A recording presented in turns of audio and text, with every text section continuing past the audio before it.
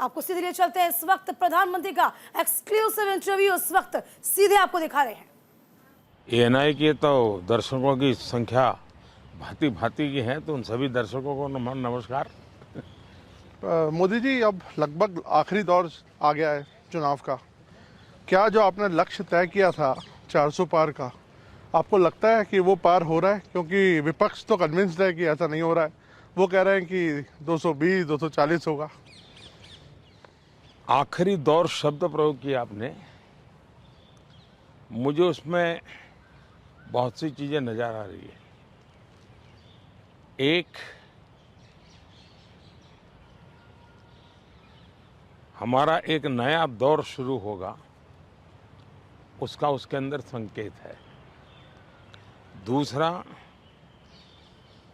जो लोग बड़े सपने देख करके बड़े वादे कर रहे थे, उनके लिए भी आखिरी दौर है। तो चुनाव का आखिरी दौर ऐसा इतना नहीं, उनकी स्थितियों का भी आखिरी दौर है। प्रधानमंत्री जी, आरक्षण इतना बड़ा मुद्दा इस बार कैसे बन गया? आप तो माइक्रो चिप्स और मैन्युफैक्चरिंग, इस पे बात हो रही थी, लेकिन आपको बार बार हम आरक्षण पे बात करते हुए क्यों देखना पड़ रहा है?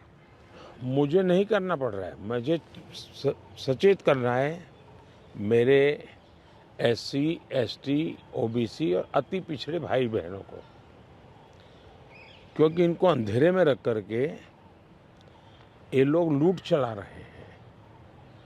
और चुनाव एक ऐसा समय है कि जो सबसे बड़ा संकट आ रहा है, उससे देशवासियों को मुझे जागरूक करना चाहिए। और इसलिए मैं आग्रहपूर्वक जनता जनार्दन को समझा रहा हूं, क्योंकि ये दो चीजें हो रही हैं। एक, भारत के संविधान की मूल भावना का हनन हो रहा है, संविधान की मर्यादाओं को तार तार कर दिया जा रहा है, और वो भी अपनी वोट बैंक की राजनीति के लिए। अब मुझे याद है, मैंने हाउस में कभी कांग्रेस के नेताओं को सुना तो वो ये कहते थे कि पीएसयू का प्राइवेटाइजेशन कर रहे हैं आप, तो आप आरक्षण मिटा देना चाहते हैं। अब रियलिटी तो है नहीं, गप्पाजी कर रहे थे। लेकिन मेरे सामने आया कि जो लोग इतने बड़े दलितों के हितैषी अपने आप को कहते हैं, आदिवासियों के हितैषी कहते हैं, वे हकीकत में उनके घोर दुश्मन हैं। इन्होंने रातों रात एजुकेशनल इंस्टीट्यूशंस को माइनॉरिटी इंस्टीट्यूशंस बना दिया। माइनॉरिटी इंस्टीट्यूशन बना दिया तो उन्होंने आरक्षण उसमें खत्म कर दिया। अब उनके अधिकार क्षेत्र में नहीं था, वैसा एक नियम बदल दिया उन्होंने, और यूनिवर्सिटी तक को माइनॉरिटी स्टेटस दे दिया। अब दिल्ली में ही जामिया मिलिया जो यूनिवर्सिटी है, उसको उन्होंने माइनॉरिटी बना दिया, उसमें सारे आरक्षण खत्म हो गए। एडमिशन में भी नहीं, नौकरी में भी नहीं।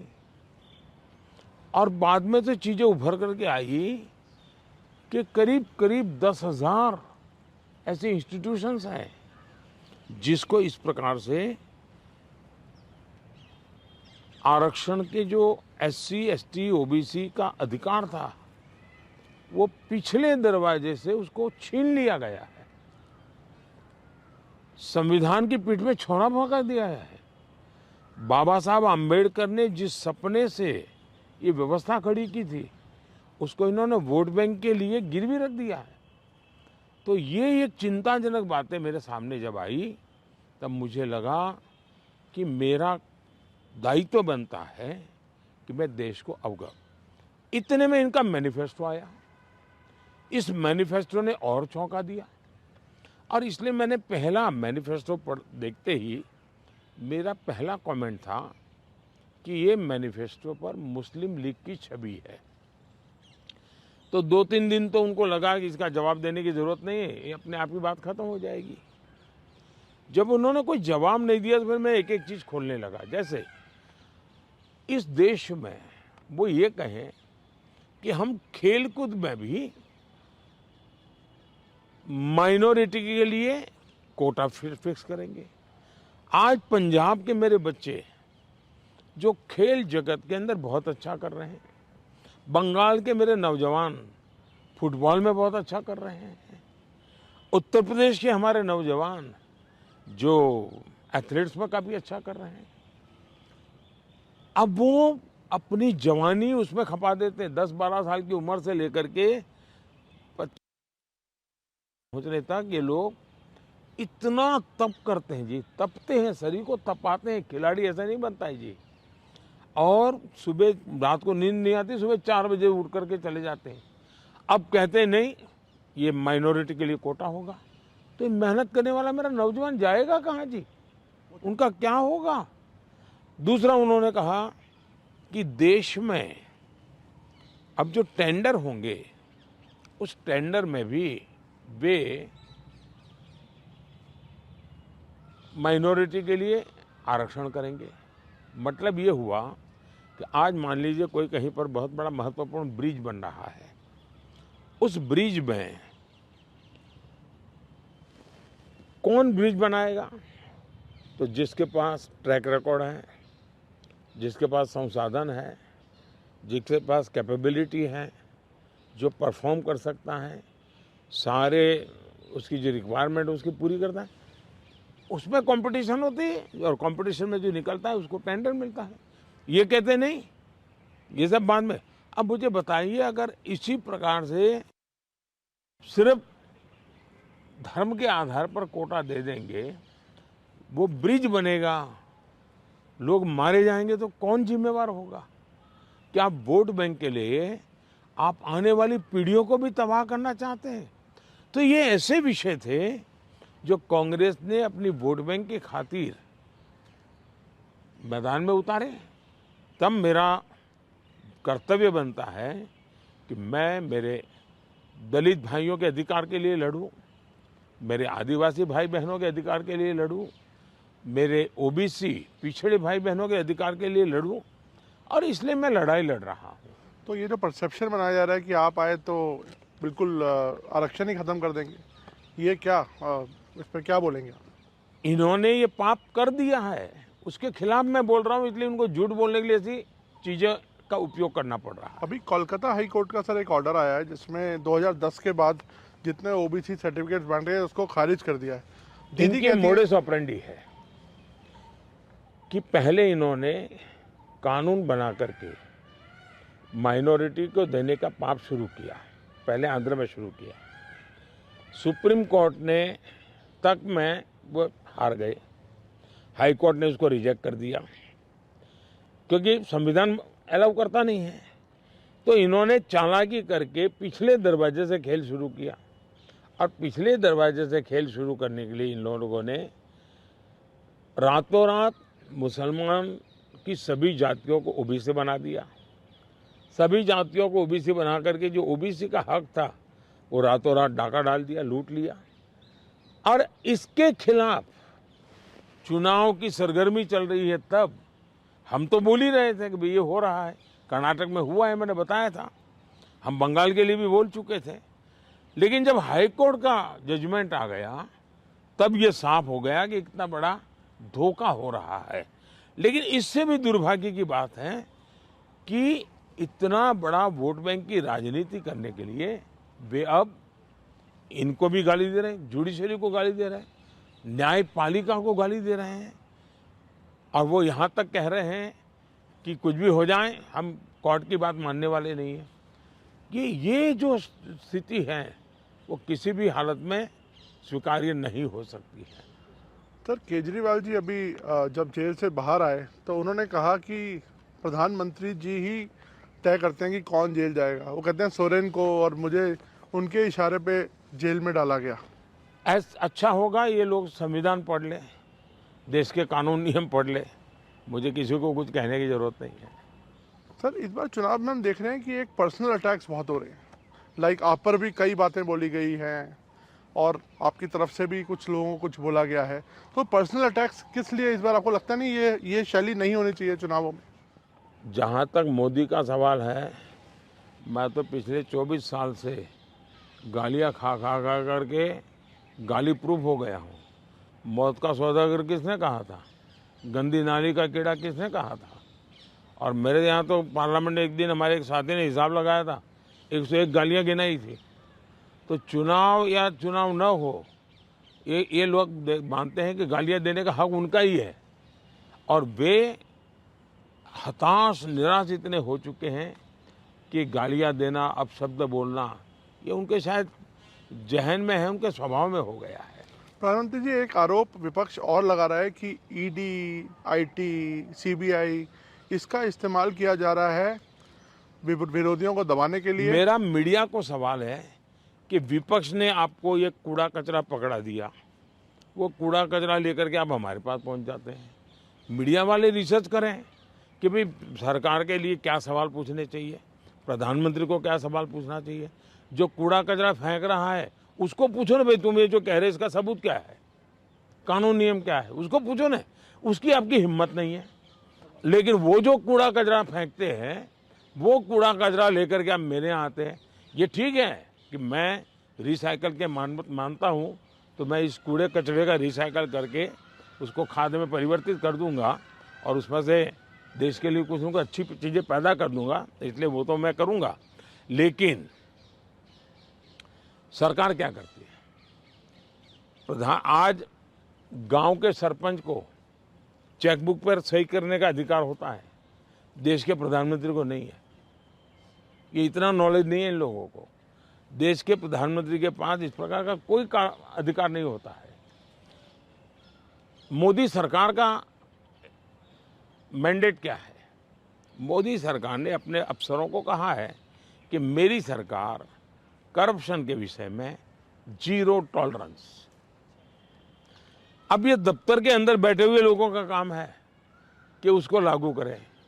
और सचमुच में तो किसी जमाने में 10 साल में मनमोहन सिंह जी की सरकार थी, 34 लाख रुपया पकड़े गए थे। 34 लाख रुपया मतलब एक स्कूल बैग में आप आ जाए। वर्तमान में ईडी ने 10 साल में 2200 करोड़ रुपया पकड़ा है। ये तो टीवी पर दिखता है, ये तो कोई झूठबाजी हो नहीं सकती है। अब जो 2200 करोड़ देश को वापस लाया है, ये उसका सम्मान होना चाहिए, उसको गाली गलौज होना चाहिए। तो गाली गलौज कौन करता है? जिसका पैसा गया है वो गाली गलौज कर रहा है। 2200 करोड़ जिसके जेब में से गया है, जिसने चोरी कर करके इकट्ठा किया था, वो पकड़ा गया, वो चिल्ला रहा है। इसका मतलब ये जो चोर पकड़े जा रहे हैं, इसमें जिसकी भागीदारी होगी वो चिल्लाएगा। मुझे थोड़े से अलग मुद्दे पर आते हैं। कश्मीर में हम इस बार देख रहे हैं रिकॉर्ड वोटिंग हो रही है। ऐसे ऐसे इलाकों में रिकॉर्ड तोड़ वोटिंग हो रही है जहां पर ऐसा सोचा नहीं जा सकता था। इस पर आपका क्या आंकलन है, आप कैसे देखते हैं? पहले तो मैं चाहूँगा कि कश्मीर की जो स्थिति बदली है उसके संदर्भ में सबसे तो पहले मैं मेरे देश के न्याय तंत्र को प्रार्थना करना चाहता हूँ कि अगर सरकार किसी काम को करने के लिए, उसका एक डिजाइन होती है, उसकी एक स्ट्रेटेजी होती है। ऐसी समस्याओं के समाधान के लिए उस स्ट्रेटेजी के तहत काम करना होता था। अब उसके लिए कभी मुझे इंटरनेट बंद करना पड़ा, कोई एनजीओ कोर्ट चला गया और वो बड़ा कोर्ट के अंदर बड़ा इशू बन गया। आज समझिए कि भले मैंने कुछ समय के लिए इंटरनेट बंद किया था, लेकिन आज बड़े गर्व के साथ वहाँ के बच्चे कहते हैं कि 5 साल से इंटरनेट बंद नहीं हुआ है, 5 साल से हमें सब सुविधाएं मिल रही है। कुछ दिन तकलीफ हुई, लेकिन अच्छे काम के लिए हुई थी। अब वो अदालत के अंदर जब विवादों में चढ़ जाता है, तब चीज़ें गड़बड़ा जाती है। तो ऐसे जो एनजीओ हैं जिन्होंने अदालतों के भरोसे लड़ाई लड़ना शुरू किया है, एक तो देश को उनसे बचाना बहुत ज़रूरी है। दूसरा, वहाँ का सामान्य मानवी जब मतदान करता है ना, तब वो सिर्फ किसी को जिताता ऐसा नहीं है जी। मतदान करता है मतलब भारत के संविधान को गले लगाता है। मतदान करता है तब भारत की सरकार बनाने में वो गर्व के साथ भागीदारी करता है। मतदान करता है मतलब कि भारत के सार्वभौमत्व के प्रति अपना समर्पण व्यक्त करता है। दूसरा, उनको विश्वास हुआ कि ये सरकार ऐसी है कि जहां फेयरनेस है, हम भरोसा कर सकते हैं कि ये सही होगा। और जब उसको ये विश्वास हो जाता है कि ये कोई हेरा फेरी नहीं हो रही है, तो वो पक्का वोट करने के लिए उत्साह से आता है। और उसका परिणाम है कि आज मतदान यानी 40-40 साल के रिकॉर्ड टूट चुके हैं। मेरे लिए बहुत सबसे बड़ी संतोष की बात है कि मेरे कश्मीर के मेरे भाई बहन, मेरे परिवारजन उमंग और उत्साह के साथ मतदान के लिए आगे आए। उन्होंने मतदान करके दुनिया को एक मैसेज दे दिया है। जो लोग आशंकाएं करते थे उनको एक मैसेज दे दिया है। सर, ये क्या विंडिकेशन है 370 को जो आपने हटाया, इससे क्या लगता है कि आपका ये विंडिकेशन है कि जिस तरह से अब 370 ये सिर्फ एक 5-4 परिवारों का ही एजेंडा था जी। ये न कश्मीर की जनता का एजेंडा था, न देश के लोगों का एजेंडा था। ये अपने फायदे के लिए ये 370 की ऐसी एक दीवार बना के बैठे थे ताकि कोई झोंक न पाए। और कहते थे 370 हटेगी तो आग लग जाएगी। वो कहते थे 370 हटेगी तो कश्मीर चला जाएगा। आज ये सत्य हो गया कि 370 हटने के बाद ज़्यादा एकता की अनुभूति हो रही है।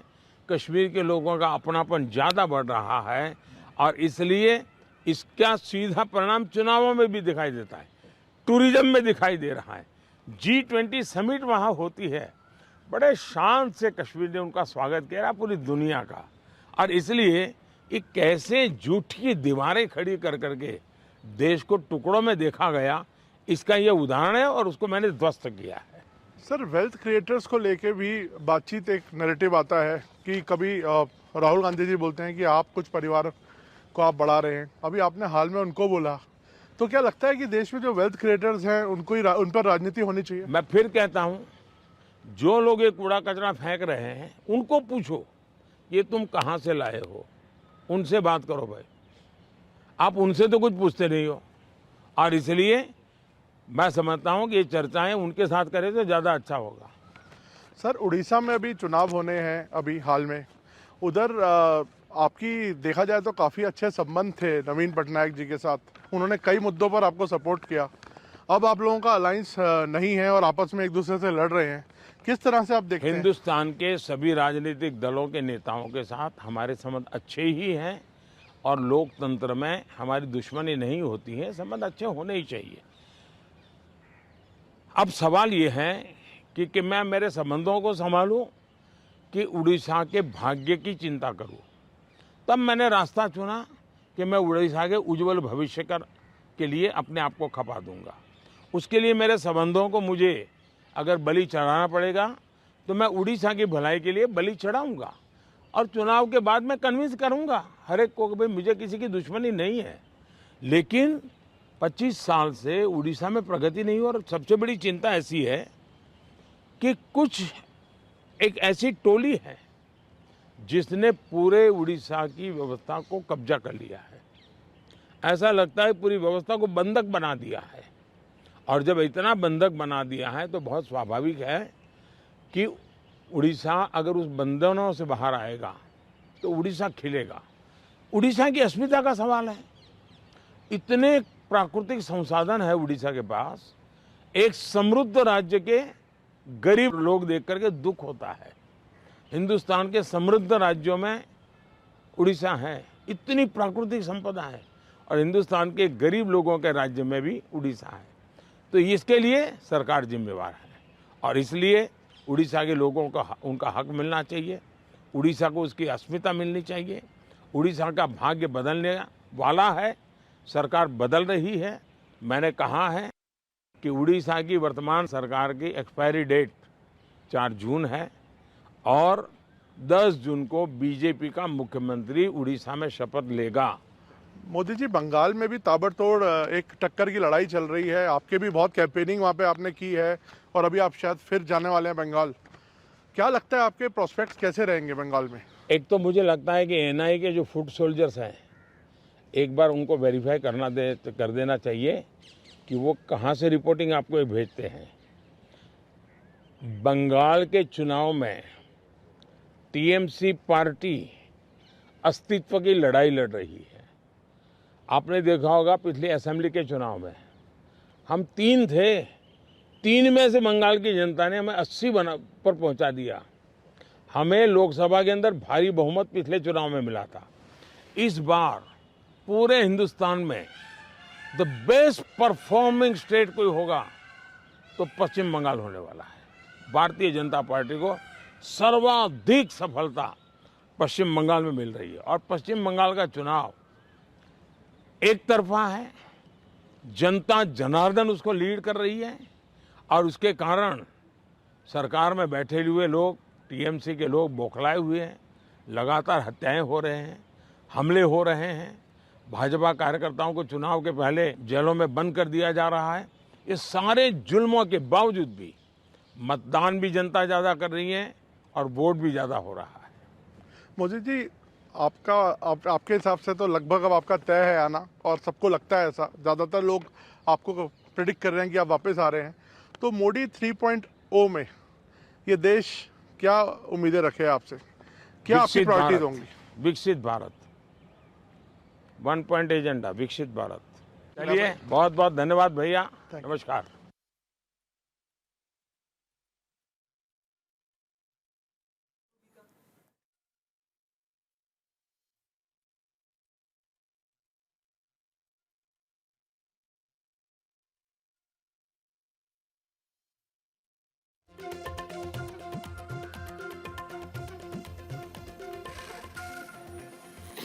एक्सक्लूसिव इंटरव्यू में प्रधानमंत्री नरेंद्र मोदी ने तमाम बड़ी बातें कही।